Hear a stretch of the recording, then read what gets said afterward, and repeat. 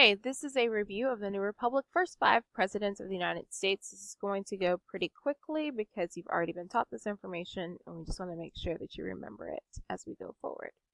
All right, so we begin with the first president, George Washington.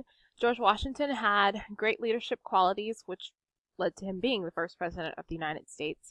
Remember that he was consistent in being an example of civic virtue, meaning that he puts himself aside for the benefit of the nation. He led the Continental Army during the American Revolution as the commander of the Continental Army. He came out of retirement to lead the Constitutional Convention. After the war, he's like, I'm done. And then they needed some help, so he comes in. He serves as the first president of the United States and sets the precedent of 2 terms. And then he voluntarily steps aside and he establishes the role of president and how one should conduct themselves as the president with many precedents, including his 2-term limit, setting up a cabinet, and things of that nature. Major domestic problems that are faced by George Washington include setting up a court system. Remember, the Articles of Confederation did not have a judicial system, so this is something that has to be implemented immediately. This is done with the Federal Judiciary Act of 1789. It established lower district courts and 6 justices on the Supreme Court. Of course, now we have 9 justices on the court, but initially it began with 6. He also establishes that federal courts were supreme to state courts. Okay, the second major domestic issue has to deal with the authority of the central government. Remember that many states had issue with the national government having too much power, so he has to try to form what this is going to look like. He appoints a presidential cabinet. The Constitution does not mention anything about having a cabinet, but he knows that he's going to need assistance from people who are going to know things about the areas, like having a Secretary of Treasury, a Secretary of State, Attorney Generals, things of that sort. Okay, another major issue is creating a stable economic system.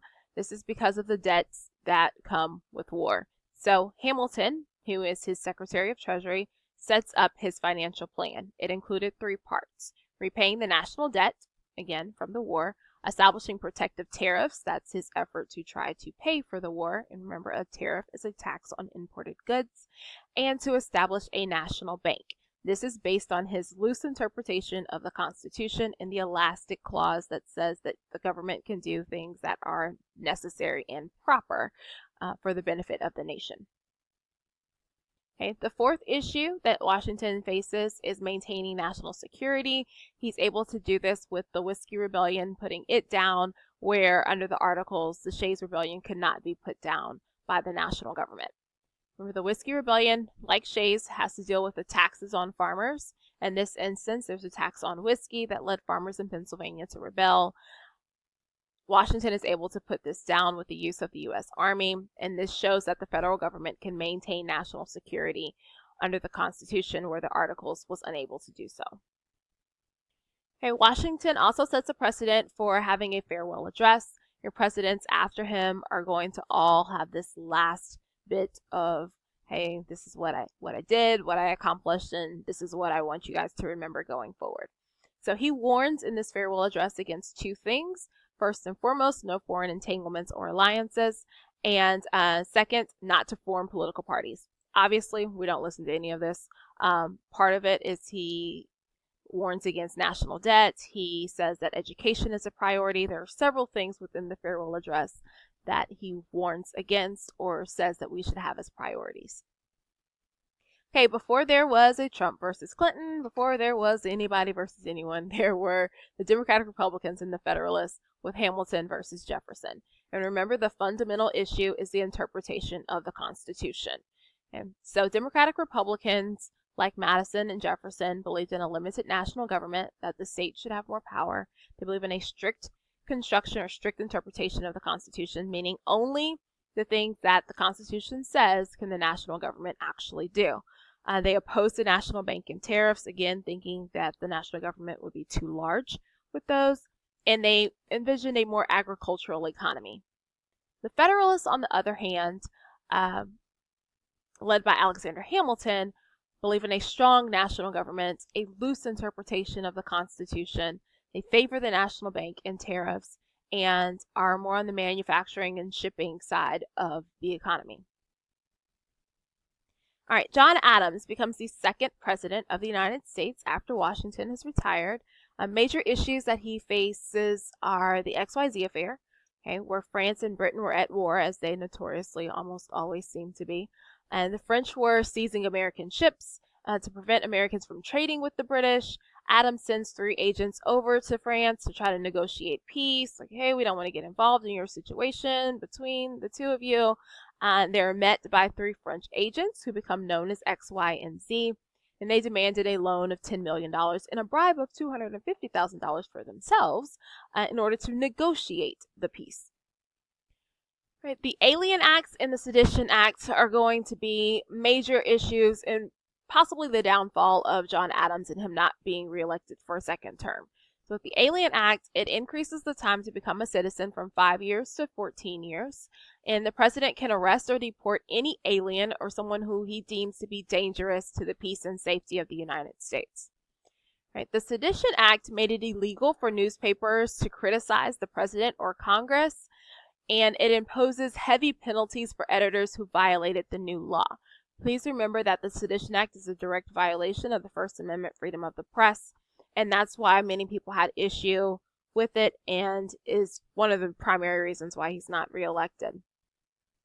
Okay. The Kentucky and Virginia resolutions are directly in response to the Alien and Sedition Acts. They're written by Jefferson and Madison, who argued that states have the right to refuse or to nullify the Sedition Acts because they violate the First Amendment. Okay, this is the first time this idea of nullification and that states have a right to do so comes up. Remember that it becomes a major issue in our causes of the Civil War with the Tariff of 1828, nullification crisis with John C. Calhoun and all that stuff that makes many people think that states have these rights to say that if something's unconstitutional in their minds that they're not going to follow it. John Adams is defeated again by Jefferson in the election 1800, in part again because of the unpopularity of the Sedition Acts. All right, Jefferson, third president, elected in 1800. Remember that Jefferson is a Democratic Republican, and he very much envisions this farming and agricultural society for the United States. So he takes some steps to add land for agriculture and to protect the American economy. Under Jefferson's administration, you have the first landmark Supreme Court case that you need to remember, Marbury versus Madison. Marbury versus Madison sets the precedent for judicial review. And judicial review is basically the Supreme Court giving themselves the power with this decision to declare laws or actions unconstitutional. Okay. Jefferson also is the president during the Louisiana Purchase. In 1803, Jefferson pays France $15 million for the purchase of Louisiana Territory. There's nothing in the Constitution that says that he can do this, which completely violates Jefferson's fundamental beliefs in a strict interpretation of the Constitution. However, because he envisions a farming economy, farmers need land, and so he goes forward with the purchase of Louisiana. Jefferson authorized an expedition by Meriwether Lewis and William Clark to explore this new territory in the U.S. and to try to find a water route across the continent. Remember, way back in our causes for exploration, one of the things that they've always been looking for is a passage and a way to get to Asia. So they're still looking for this water route, and that's where Lewis and Clark come in here with the assistance of Sacagawea for the exploration of the Louisiana Territory. So though they don't find this route to the Pacific, Lewis and Clark's expedition is going to create maps of the area. They'll discover natural resources. They're going to collect plant and animal specimens, and it's going to fuel a lot of excitement about what's out there in these western lands, which then leads us into that Manifest Destiny unit and people going out and exploring those areas. All right, fourth president is James Madison. And James Madison is the commander-in-chief during the War of 1812, which ended the complications between the British and the United States. The significance of this war, really twofold. First and foremost, that we establish ourselves as a powerful force, and also because of the blockade during the War of 1812, the United States becomes self-sufficient, and we start to produce everything that we personally need. So causes of the war were the impressment of U.S. sailors. Remember that that's when they would take the sailors off of the ships and then put them into the British Navy. Shipping interference is also an issue, and the fact that the British have not left since the American Revolution. They're still hanging around the area in the Ohio River Valley, the Great Lakes, and whatnot. They have not left, and so they've also been supporting Native American resistance against U.S. settlers in the region. Okay, some events for the War of 1812 that you need to make sure you remember. First, the attack on Washington, D.C., where Dolly Madison saves the portrait of George Washington from the White House. The battle at Fort McHenry, where Francis Scott Key writes the poem from which the Star-Spangled Banner, our national anthem, comes from. The Battle of New Orleans is after the Treaty of Ghent. So the treaty is in process when the battle begins. And of course, news doesn't spread like it does now. And so they don't really know. And then the victory makes Andrew Jackson a national hero. And then the Treaty of Ghent officially ends the War of 1812, restores relations between the United States and Great Britain to a pre-war status. Okay, so no one really wins, no one really loses. It's kind of a wash, but sometimes it's called the Second Battle for Independence or the Second War for Independence. All right, next president is James Monroe, and he is the president during what becomes known as the era of good feelings. And this is because there's a lack of political party fighting. Pretty much everyone is Democratic, Republican. They're getting along. Things are getting done. It's also a time period that is marked with increased patriotism, a growth in our economy because of the War of 1812.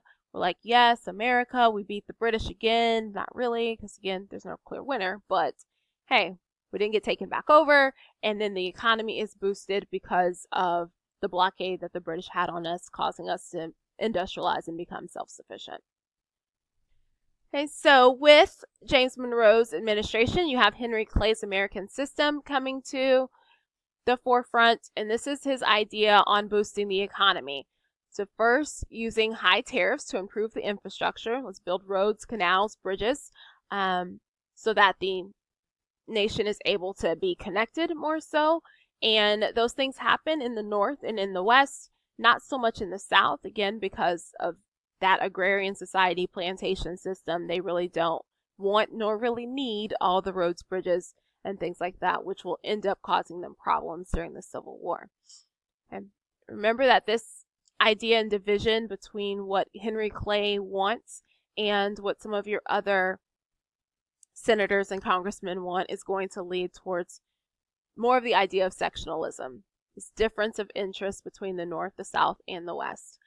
In the State of the Union address, Monroe declares that the American continents were forever free and independent from European powers. This statement becomes known as the Monroe Doctrine.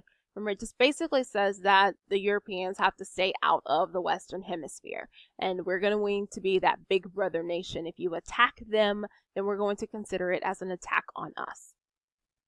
All right, so make sure that you remember those first 5 presidents and you're able to differentiate what happened between each one of their administrations.